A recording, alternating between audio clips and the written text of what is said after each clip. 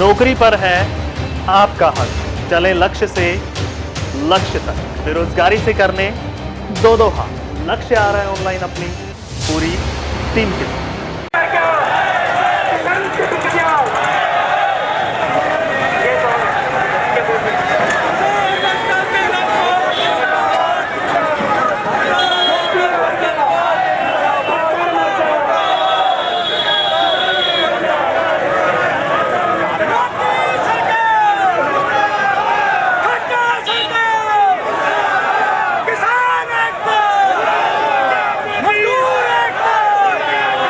किसान संगठन जो है वो यहाँ पे बाजार बंद करने के आह्वान को लेकर के सीधा जो पूरे काफिले के साथ यहाँ पे पहुँचे हुए हैं और दुकानदारों से लगातार बाजार बंद करने की जो अपील है वो इनके द्वारा की जा रही है। चलिए अभी बातचीत करने की कोशिश करते हैं। किसान नेता प्रहलाद सिंह बारूखेड़ा और कांग्रेस के तमाम नेता जो हैं वो हमारे साथ मौजूद है, उनसे भी बातचीत करने की कोशिश करते हैं कि आखिर वो क्या कुछ कहते हैं।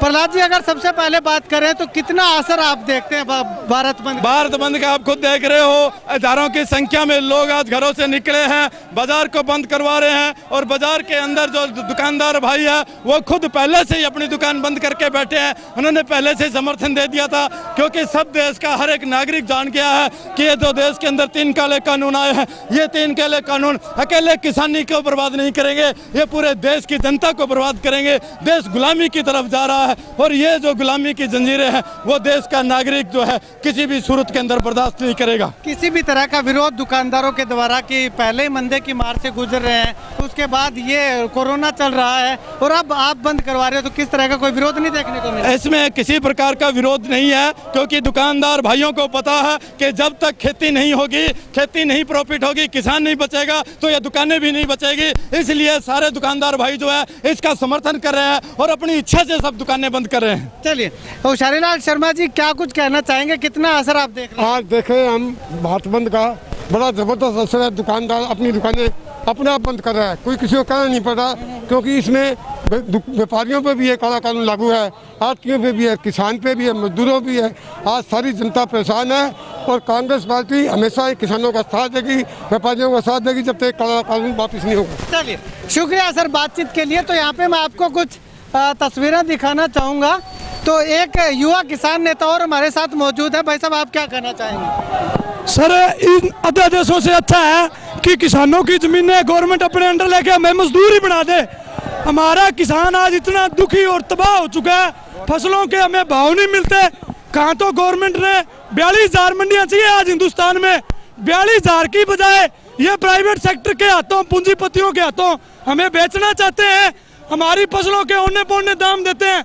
आज हमारा किसान आत्महत्या कर रहा है, फांसियां टूट रहा है, उसके समर्थन में आज हमने ये आंदोलन करा, भारत बंद करा और व्यापारी भाई भी इसका पूरा सहयोग कर रहे हैं। आप पहुंचे, आपका भी धन्यवाद। कुछ किसान नेता और मेरे साथ मौजूद हैं। भाई साहब, क्या कहना चाहेंगे? ये तीनों अध्यादेशों का विरोध करती है। जब तक अध्यादेश वापस नहीं लेगी सरकार तब तक हम विरोध करेंगे। ये आज का समय है सरकार के पास, वापस ले, वरना 5 तारीख को हिसार के बरवाड़ा में भारतीय किसान यूनियन की विश्व की सबसे बड़ी रैली होगी, वहाँ पर आर पार की लड़ाई होगी। चलिए, आप क्या कहना चाहेंगे, किस तरह का बंद का असर आप देखने को मिल रहा है? हाँ जी सर, बंद का सभी व्यापारी भाइयों से हमने अपील करी हुई थी कि बंद का आह्वान किया हुआ था। सभी व्यापारी दुकानदार भाई हमारा साथ दे रहे हैं। कुछ इक्का दुक्का भाई थे जिन्होंने खोला था, जैसे कस्सी की दुकान थी, मैंने उनको बताया कि भाई ये आपसे कस्सी खट्टर और मोदी नहीं खरीदने आएंगे, ये हमारे किसान भाई ही खरीदेंगे। मैं आपसे बताना चाहता हूँ कि हमारे हरियाणा के अंदर एक भी जिला ऐसा बता दो कि जो किसानों के बिना चल सकता हो। हमारा पूरा हरियाणा, पूरा पंजाब, पूरा उत्तर भारत किसानों पे निर्भर है। ये जो दुकानें रेडीमेड, ऐसी उनके जो अडानी अंबानी उनके जो चेले चपटे हैं, उनकी ऐसी दुकानों की उनके पास फौज होएगी, उनके पास वकीलों की फौज होएगी, तो इन दुकानदार भाइयों का भी ये रोजगार है जो ठप हो जाएगा।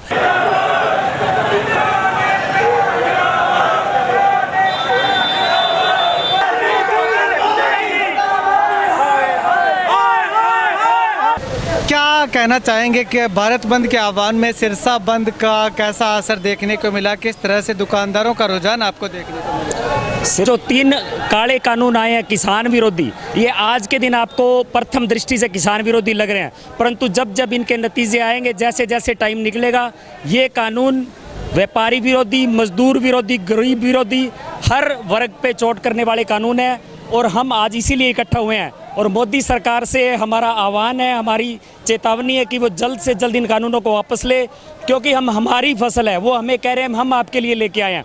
कोई आदमी अगर आइसक्रीम खाना ही नहीं चाहता तो आप उसको धक्के से कैसे खिला रहे हो? तो किसान इन कानूनों के बिल्कुल खिलाफ है।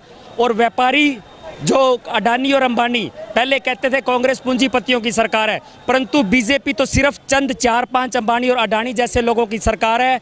जैसे कि मोगा में भट्टू मंडी में बड़े बड़े गोदाम बन रहे हैं और जो फसल किसानों से खरीदी जाएगी वो बड़े रूप में स्टोर होके हमसे 12 रुपए किलो गेहूं लेके हमें ही 40 रुपए बेचा जाएगा। और इसलिए मैं आम जनता, जो भी किसान के अलावा जो वर्ग है, उनसे भी हम उम्मीद करते हैं, दुकानदार भाइयों से भी वो इस आंदोलन में हमारे साथ आएँ, ताकि इन काले कानूनों को वापस लेना पड़े और आम जनजीवन और किसान का जीवन खुशहाल हो सके।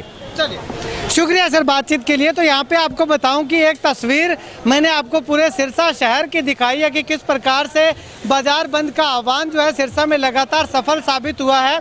इसके अलावा अगर बात करूं तो आज उसी शख्स का जन्म दिवस है जो किसानों के मसीहा कहलवाए गए हैं। चौधरी देवीलाल, युग पुरुष चौधरी देवीलाल जी के जन्म दिवस के शुभ अवसर पर अगर किसानों को इस तरह से आंदोलन करना पड़े तो आज तक के इतिहास में पहली बार हुआ है कि 25 सितंबर को या 1 नवंबर को किसी भी किसान संगठन ने विरोध किया और आंदोलन किया हो, क्योंकि आज तक किसानों को इस तरह की समस्या से दो चार नहीं होना पड़ा।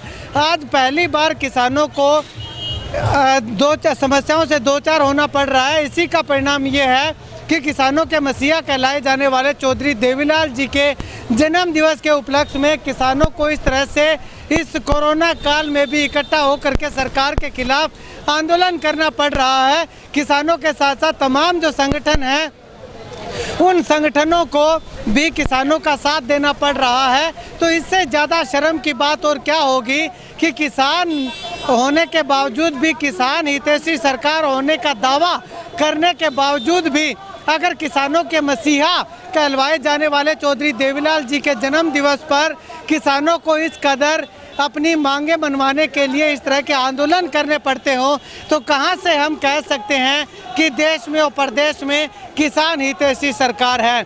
अगर किसान हितैषी सरकार होती तो किसानों को आज इस तरह से आंदोलन करने को मजबूर ना होना पड़ता, किसानों को चक्का जाम ना करना पड़ता, किसानों को देश बंद करने का आह्वान ना करना पड़ता। तो ऐसे में आने वाले समय में क्या यह सरकार वाकई में किसान हितैषी सरकार बन के दिखाएगी, यह आने वाला वक्त बताएगा। लेकिन फिलहाल किसान हितैषी सरकार का दावा लगातार फेल होता हुआ दिखाई दे रहा है, क्योंकि किसान लगातार अपनी मांगों को लेकर के और आंदोलन कर रहे हैं, चक्का जाम कर रहे हैं, बाजार बंद का आह्वान कर रहे हैं। तो ऐसे में हम कैसे कह सकते हैं कि यह सरकार किसान हितैषी सरकार है, वो भी अगर किसी एक ऐसे नेता जो किसानों के लिए सदैव तत्पर रहे हो, उनके जन्म दिवस को सम्मान दिवस के रूप में मनाया जाना चाहिए था, वही आज किसान उस दिन सड़कों पर उतरे हुए हैं, बाजार बंद करवाने की कोशिश कर रहे हैं, बाजार बंद करवाने का आह्वान कर रहे हैं। खैर, आने वाले वक्त में क्या किसानों के इस प्रदर्शन से आज के इस खास दिन में जो बाजार बंद का आह्वान हुआ है, भारत बंद का आह्वान हुआ है, इससे सरकार को सीख लेगी या फिर किसान ऐसे ही अपनी मांगे मनवाने के लिए दर दर भटकता रहेगा, इस तरह से आंदोलन और प्रदर्शन करता रहेगा, ये आने वाला वक्त बताएगा। कैमरा सहयोगी सुनील के साथ रमेश जाखड़ के हरियाणा।